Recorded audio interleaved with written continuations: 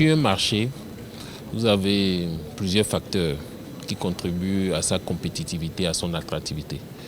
Parmi ces facteurs, la tarification des services est un enjeu stratégique.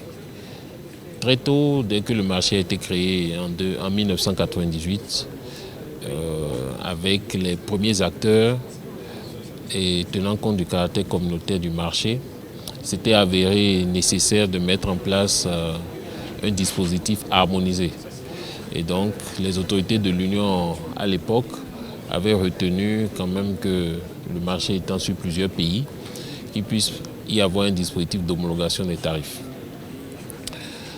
Le marché a continué à grandir et en 2010, les autorités ont décidé de mettre en place une véritable politique tarifaire avec des principes clairs pour permettre la lisibilité et la compréhension des services. Et il était prévu que 3 ans après, les conclusions, en tout cas qu'il y ait une évaluation de la mise en œuvre de cette politique tarifaire, ce qui n'a pas pu être fait. Et nous avons saisi l'occasion d'un partenariat avec la Banque mondiale en 2019 pour lancer ce projet. Et aujourd'hui, 10 ans après, nous sommes en train de regarder comment les coûts ont évolué sur le marché, comment est-ce que les acteurs ont gagné des revenus, est-ce que ces revenus ont permis d'assurer leur pérennité et leur rentabilité, et est-ce qu'aujourd'hui le marché devrait baisser certains éléments de coûts pour les émetteurs et les investisseurs afin d'améliorer sa compétitivité par rapport à d'autres marchés concurrents. Le projet a été structuré en trois volets. Donc, le premier volet diagnostic, dans lequel on a réalisé une analyse des marchés financiers de l'UEMOA sur ces différents compartiments, l'évolution des marchés. On a également dans ce volet analysé la tarification, qui était le volet central de notre analyse, de voir quels sont les tarifs appliqués aussi bien du point de vue de l'émetteur que de l'investisseur par les différentes institutions, donc institutions du marché central, mais également intermédiaires.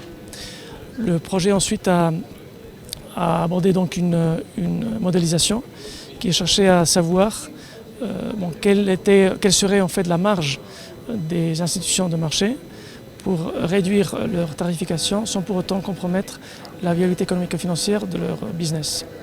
Et la dernière partie du travail, avant les conclusions, a consisté justement à comparer la tarification du marché UEMOA avec d'autres marchés, tout en sachant que cette comparaison est toujours un peu biaisée dans le sens où la tarification est toujours liée à la taille du marché et la taille des pays avec lesquels on a comparé l'UEMOA ne sont pas comparables. Donc il y a des différences significatives. Donc là, on a remarqué un certain nombre d'éléments ou de points d'amélioration en matière de transparence. Donc en matière de statistiques sur le marché, elles ne sont pas toujours disponibles. En matière de tarifs des opérateurs, elles ne sont pas disponibles sur le site internet. Il a révélé déjà une problématique de transparence. Il a également mis donc en évidence un certain nombre de problèmes ou de questions liées donc également à la concurrence. Donc en fait, peut-être qu'effectivement, il y a encore des barrières qui existent au niveau du marché. Il a également mis en évidence qu'il y a des domaines d'amélioration dans le volet de l'efficience, que même s'il y a des progrès qui ont été réalisés, donc les délais sont parfois élevés pour notamment l'octroi de visa en matière d'émission, il y a des éléments qui font que il y a pas mal de procédures qui sont manuelles encore, en biais de bulletins, etc., qui pourraient donc être améliorées à travers une amélioration de l'efficience, des procédures automatisées et dématérialisées. Et on a également mis dans l'évidence à travers le diagnostic cette dualité du marché de la dette publique, qui en soi, un marché avec deux compartiments n'est pas un problème, et ça existe dans d'autres marchés au niveau mondial. Le problème, c'est que parfois, cette dualité conduit à une duplicité d'institutions de supervision et de réglementation, et qui peut créer des distorsions, et donc qui peut être génératrice aussi de coûts pour les opérateurs. C'est un rapport de très haute facture, parce que le consultant a bien fouillé, il a bien relativisé, il a utilisé des modèles en tout cas mathématiques et pertinents. Les préoccupations qui sont ressorties de l'atelier, c'est que le manque de données suffisantes n'a pas permis aux consultants de couvrir tous les acteurs de l'écosystème.